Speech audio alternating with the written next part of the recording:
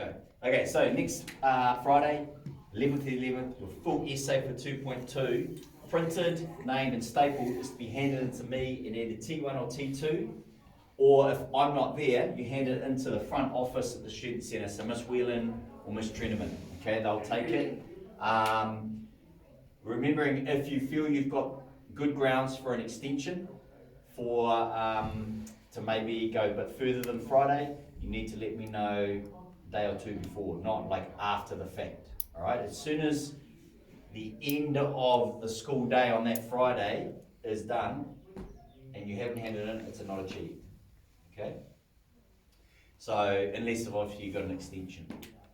So, what we've done so far is log 1, you had to look at biomechanics and you had to do an interrelationship. The main interrelationship that the sentence starters forces you to do is interrelationship between biomechanics and feedback.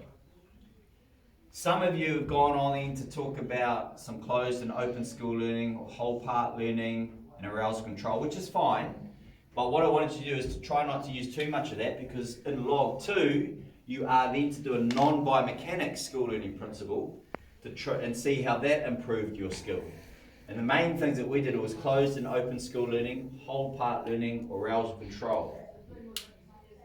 So that would be, one of those would be the main thing you start with, and you talk about the interrelationships between those two. A good interrelationship that a lot of people have talked about so far is they used closed and open skill. Closed is where everything is under your control, there's no competition, you get to control the pace of the skill, etc. Open is when we had like the penalty shootout where a lot of the stuff is taken out of your control.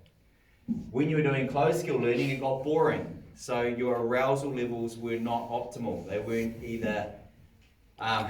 maximal, they were either under or over aroused. Mainly under aroused, which meant you lost motivation. And if you lose motivation, you stop practicing, you stop getting better.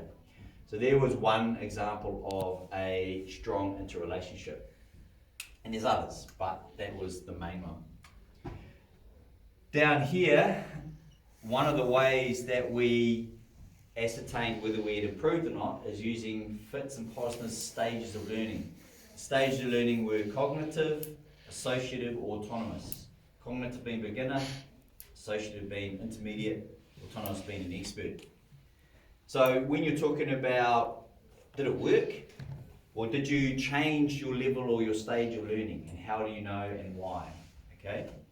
Likewise, people have started using anatomy, which is great. So for example, one of the people I gave feedback for, they talked about a lack of hip extension and the kicking leg being their main error, which is great.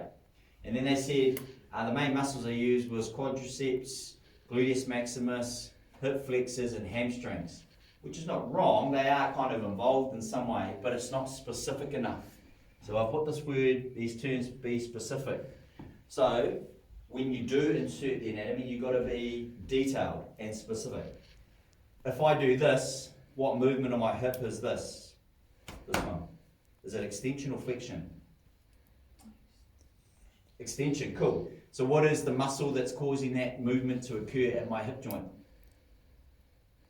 What muscle is contracting and shortening to make that happen?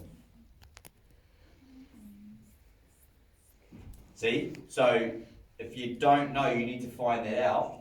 And instead of just going, oh, I'll name all of the muscles and hope one of them's right, you need to be specific. So it's your gluteus maximus.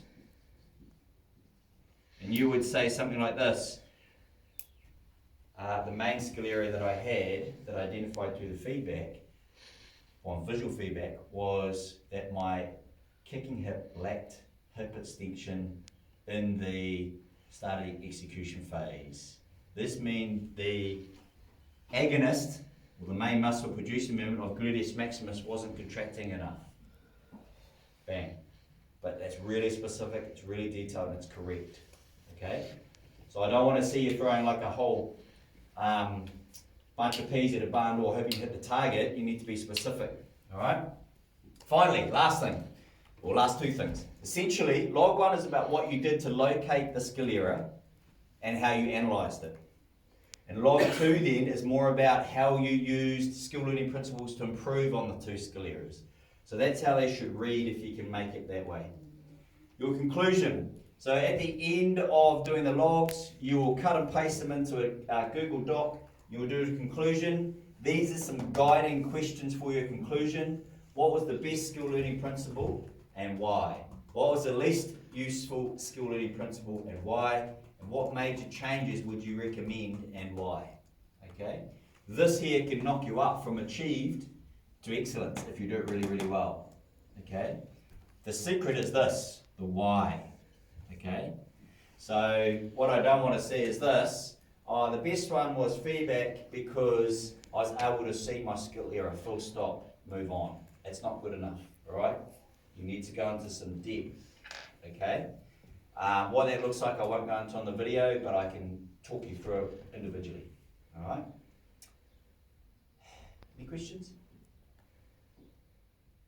Okay.